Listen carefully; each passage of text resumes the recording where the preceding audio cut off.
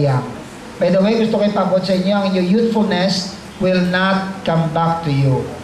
Pag-iagay sa chimpo, dula-dula ginaya. So while you are in it and with it still, or you have still youthfulness, use it wisely. Importante na. Second,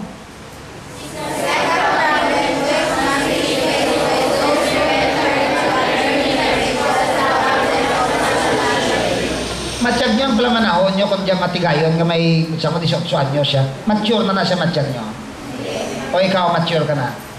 Di pa rin lang mo immature nga doa. Kita na ka mo, pero may ka mong bungguan na eh.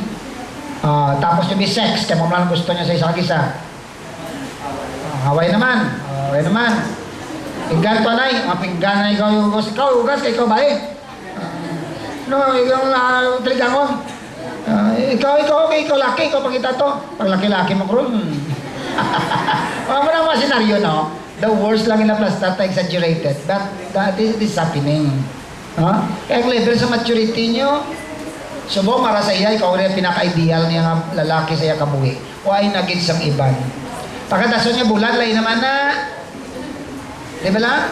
The same is true with the other. Because you are still in an adolescent stage and you are still growing and you are ever-changing. Not until you reach your stage of maturity. Number 3, start.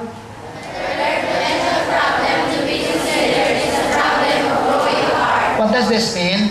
You know, lain ang imong gindakan, lain man ang iyang gindakan. Tiba ko lang mo kita na, isa pala ka to eh. Ba't mo kilalain lagi ka mo? Hindi, ulang na. Kaya yung pagdako yung lain man na sa imo, tinakitanay ka mo, doon ako danay ka mo. Wala nyo pa na magluplag sa gamay kada isa kag isa. Huwag mo tagasiling ako kilalahay ka mo, mag-engage ka mo for 50 years. Huwag mo kita kasiling sina. Pero yun ang kagamay pala sa chimpo, nagdanay ka mo, nagnamihay ka mo. Katulad sa ako, mag-eskwelahan kami ang gamay, high school. Pag sulod niya first year, may nobya na sa dayon. Second year yan, lain naman kanobyan. Ang mga nang babae, ang man. Bago sila mag-graduate, matya ko katagpilas, like kaliwat lail, saylo-saylo, anay migamigam. Bakit kayo hindi mature ang tinsar? They're still teenagers. Pero kamo siguro matyago daw mature, naging kamo yan. Ready na.